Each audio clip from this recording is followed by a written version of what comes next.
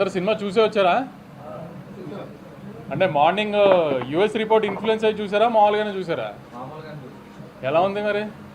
Phone చూసుకుని మాట్లాడుతుంది మామూలు స్టేటస్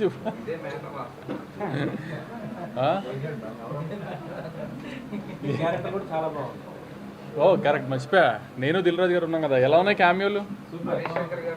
అదే అదే హరిశంకర్ గారు అంటే ఓకే లాలా ఎంజాయ్ చేశారా? నేను చెప్పాను కదా, నేను ప్రెస్ ముందు, ఈ సినిమాకి ప్రెస్ ముందుకు వచ్చినప్పుడల్లా అదే చెప్తూ వచ్చా.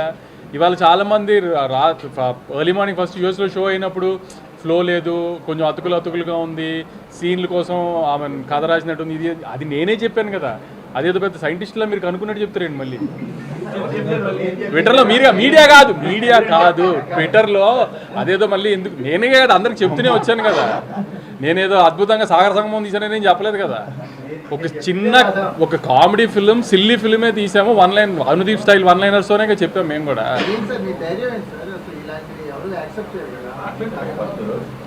లేదు, ధైర్యం ఏంటంటే ఇప్పుడు అనుదీప్ లాంటి వాడితో సినిమా తీస్తున్నప్పుడు ఎప్పుడు ఆ రిస్క్ ఉంటుంది. కుదిరిన రోజు ఎంత పెద్దగా కుదిరితే అంత పెద్దగా కుదురుతుంది. అప్పుడప్పుడు మిక్స్డ్ వస్తుంది. దానికి ఏం చేస్తామో ఏదైనా రిసీవ్ చేసుకుంటామే కదా మనం. ఇలానే అలా అని ప్రతిదీ కరెక్ట్గా మనం అనుకున్నట్టు జరుగుతుందని కాదు కదా, అంతే. నేను కొంచెం డివైడ్ ఉంటుంది, ఎందుకంటే రివ్యూవర్స్కి ఇలా నచ్చే సినిమా తీస్తున్నానని నేను డెఫినెట్గా అనుకోవాలి. ఎందుకంటే అంటే ఒక సినిమాకి కావాల్సిన గ్రామర్ అయితే లేదు, అది లేదని తెలిసే తీసాము, అదైతే లేదు. సో రివ్యూస్కి ఇలా నచ్చుతుందని అయితే అనుకోలేదు ఎప్పుడు.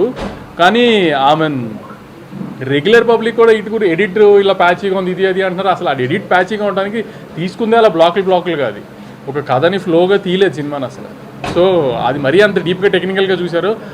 నేను ఫస్ట్ నుంచి అదే చెప్తున్నాను కదా, మీ అందరికి వచ్చి నవ్వుకుంటే వెళ్ళండి, ఖచ్చితంగా మ్యాక్సిమం నవ్విస్తానికి ట్రై చేసి నవ్విస్తాడు, అది దీపనే చెప్పాను నేను. దానికి ఎంతవరకు ఆమెను సాటిస్ఫై చేయగలిగాం లేదో చూసుకోవాలి అంతే. ఇంకా ఈ సినిమాల వరకు కొన్ని సినిమాలు అంతే కదా.